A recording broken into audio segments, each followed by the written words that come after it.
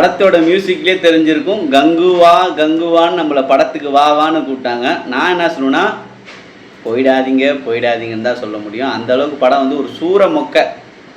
கங்குவா படம் ஒரு சூற மொக்கை. சூர்யா எப்படி இந்த கதையை சூஸ் பண்ணாரு தெரியல. சிறுத்தை சிவா வந்து ரஜினிக்கு அண்ணாத்தையும், அஜித்துக்கு விவேகமும், சூர்யாவுக்கு இந்த கங்குவா.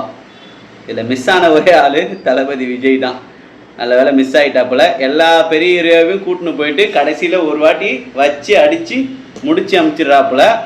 படம் வந்து ஓப்பனிங்லேருந்து எண்டு வரைக்கும் சூற மொக்கை. அதுவும் ஃபஸ்ட் ஹாப்லாம் வந்து கொஞ்சம் கூட பார்க்குற மாதிரி இல்லை. ஒரு 1.5 hour படம் வந்து சுத்தமாக பார்க்கவே முடியல.